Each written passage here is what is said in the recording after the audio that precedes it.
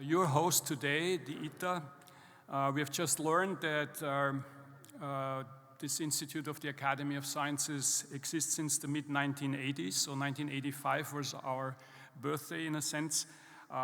We are exclusively dedicated to technology assessment, albeit in various forms.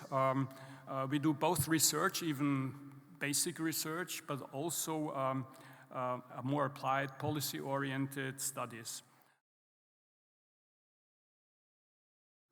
During that time, the corona pandemic broke out. We, the Austrian government, were confronted with a completely new virus and dependent on scientific advice. Without scientific advice, we would not have been able to respond in a target-oriented way. But without scientific advice, we would have acted like a sailor in a foggy smog, losing the compass.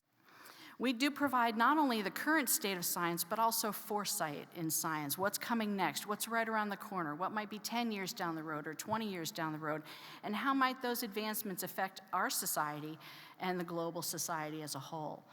But the fact that we as a TA institution must also innovate. We must also evolve and change because our societies are changing, our parliaments are changing, and the way we need to meet their needs is changing.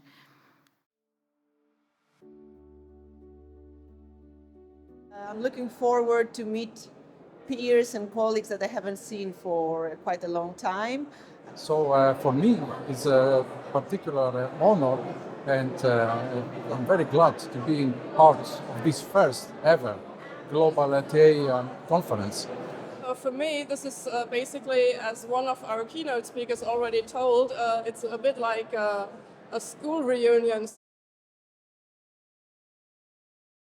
Our mission is quite clear. We want to foster global collaboration in the field of technology assessment. As science and technology continue to transform societies in profound ways, the role of TA becomes more vital than ever. I strongly believe that for this, we must make sure that global TA is not just used as a label. It needs to be filled with substance, research, data, analysis, recommendation, tools, capacities. So we had really a wonderful decades-long development, and now TA is really not only ready to go global, but TA already went global in many, many respects. Ideas what TA is, which have been developed so far, should be extended to other models and adapted to other cultures. Democracy is a young, non-guaranteed way of organizing our societies.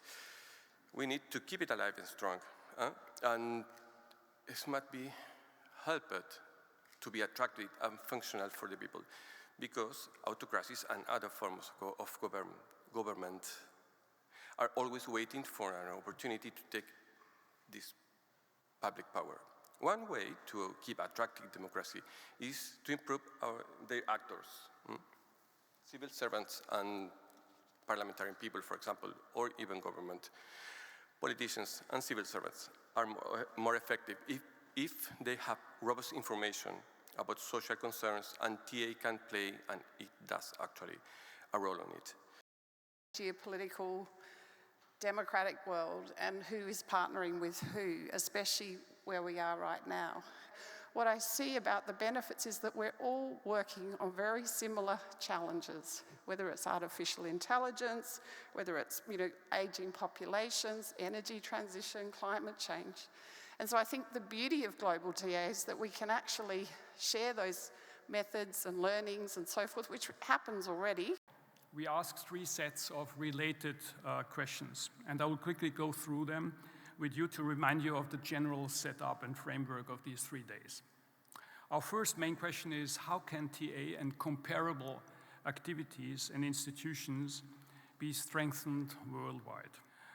Our second main question is whether a global TA unit or organization is feasible. Our final set of questions relates to the principles of good practice for global TA projects.